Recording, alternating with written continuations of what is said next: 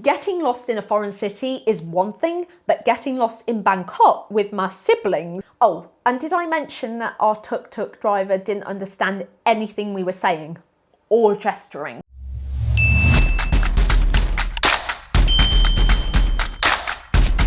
It was like that situation in iCarly, I Go to Japan, where they were trying to communicate with the Japanese security guards. What did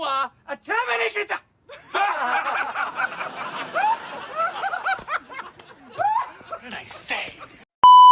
But there was more traffic in my scenario. So we started the day full of optimism, excited for the adventure ahead, ready to explore. Our parents were in a different taxi, a different tuk-tuk, which was right ahead of us, and we were supposed to follow them, which seemed simple, right? But the tuk-tuk driver, barely understanding us at all, we were trying to explain exactly what to do, just to follow them, and he didn't understand it. We told the driver where to go. I said the name of the hotel. He nodded. I thought we were on the same page. But then the ride started and we realised, me and my siblings realised, we're on different pages. In fact, not just different pages, different books, different languages. We were so confused on what was happening, it was crazy. Not only did we get stuck in the crazy Bangkok traffic, we'd lost my parents at that point. So our parents were gone forever at that point. They were long gone. My sister was like, why are we going past that place again? And my brother was like, oh, maybe it's a shortcut. And obviously I'm like, okay, this is not a shortcut. And then my brother took the reins after getting a bit stressed out, trying to act out and mime exactly where we wanted to go. We were even asking people on the street, tourists on the streets, if they could help us. The amount of times we stopped just to try and communicate with someone was crazy. And that's when it hit me. Our driver was basically one of those Japanese security guards from the iCarly I Go to Japan episode. He was nodding, he was smiling, but there was no way in heck he knew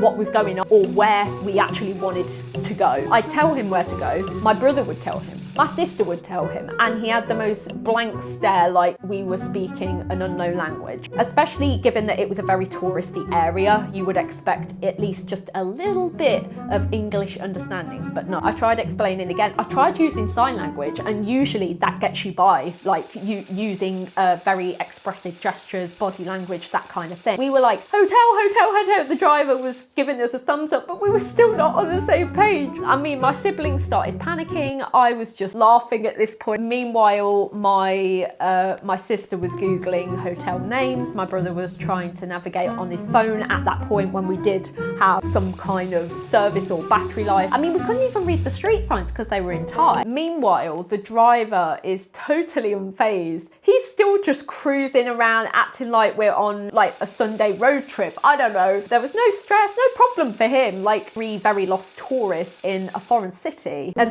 this was the first moment where we were actually alone in Bangkok without our parents. So after 20 minutes of confusion, turns, and increasingly desperate Googling to an extent when we did have connection, the driver finally pulls up right outside the hotel. It was like some kind of miracle. The universe felt bad for us at that point. So they're like, nah, you can take them there now, that's fine. We got lost, probably could have asked for more direction, even though we did that quite a numerous amount of time. But honestly, I wouldn't have had it any other way. There was something about getting lost in that big city with your siblings that makes the whole thing an unforgettable adventure. And we do laugh looking back at this scenario. And we learned quite a bit about the city in the process. So think about getting lost in a city is a good thing, as long as you're not being kidnapped, which part of me did think we were at that point. So the next time you go to Bangkok, don't be afraid to get lost, because in the end, you might just learn something new and more interesting than your destination. If you want to hear more travel stories and see more travel content, as well as maybe internet mysteries and pop culture videos,